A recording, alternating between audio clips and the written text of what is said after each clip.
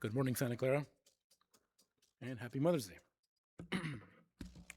How awesome it is that we get to come around and together and celebrate life and celebrate mothers, but specifically celebrate and worship God.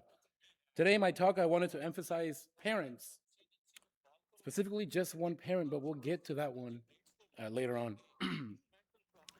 Parents have such an immense responsibility to not only keep a baby alive, but also uh, tend to his every need as a newborn, in which stage my wife and I are at.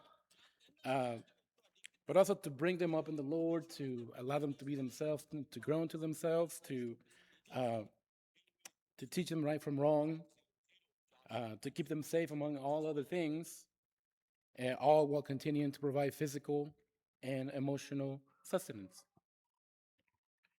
All of this comes with no immediate gratification, of course, no immediate results. If you need an example, I told my almost 6 month old last night, yesterday, that he wasn't allowed to cry after 10 p.m. He promptly cried at 11 p.m. Most parents do all of the affirmation things and more because it's their job, is because that's what we signed up for, and it's because we believe in the end game. And no matter if it was an accident or it was planned, um, the end game is usually the same, right? To keep the children safe and to prepare them for the adult life and to have a responsible, honest, respectful, selfless, God fearing adult as a son or daughter. As we were preparing to have our kid, we started reading parenting books. We started reading the Bible. We had some other books that were written by somebody else, and we had some ideas of what kind of parents we wanted to be, and uh, and we would say that our role model in parenting would be God Himself, right? If we were to ask a parent who is not a believer, they would probably say that the role model in parenting would be their their parents themselves, or somebody like a coach or a teacher that had an influence over them, uh, or a family member. But as Christians, we say that God the Father is a role model in parenting because God is a parent himself. He's our Father. In the book of Matthew, uh, we read that the idea of uh, God being our Father, right?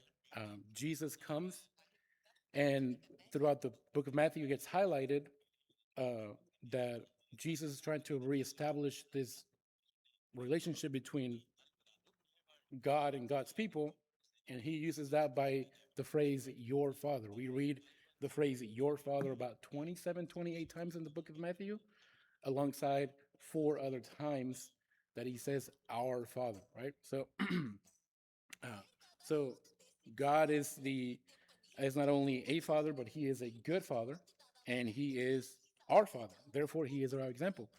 We read in Matthew, in verses like Matthew chapter 7, verse 11, uh, this. He says in the Sermon on the Mount, if you then, being evil, how know how to give good gifts to your children, how much more will your Father who is in heaven give what is good to those who ask him?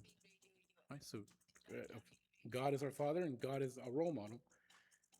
But however, um, in this we fail. Maybe not all of us, but most of us. Yes, we try to be as good as parent as we can. Yes, we give our kids the best that we can provide. Yes, we protect them. But guess what? No, I will not ask my son to go and sacrifice himself for people that don't like him or don't like me. I'm not going to let him to go through preventable pain and preventable suffering. As selfless as I want him to be, I don't want him to be. I don't want him to be that selfless, and that is a little selfish of me. I understand. But the good thing is that we don't have to. We don't have to. We don't have to ask our kids to make that sacrifice because God already did that for us. In Romans chapter 5 or 6, we read, "For a while we were still helpless, at the right time, Christ died for the ungodly." Verse 7, "For one will hardly die for a righteous man, though perhaps for the good man someone would dare even to die. But God demonstrates his own love towards us, and that while we were yet sinners, Christ died for us." And that's why on Sundays, when we come together, we emphasize God. We worship our God, our Father, the special parent, the one who truly understood the end game.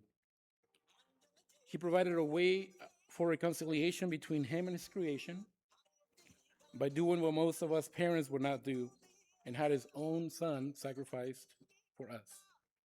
And Jesus, as the example son, obeyed God the Father to the point of death, even death on a cross. So as we move into the next part of our worship services, be thankful that one, you don't have to order your children to sacrifice themselves for the benefit of others as if you're a parent. And two, if you're not a parent yet, you're not going to be told what Jesus already did for us. And keep in mind, as we partake of the emblems this morning, keep in mind what was sacrificed some 2,000 years ago so that you could become God's child.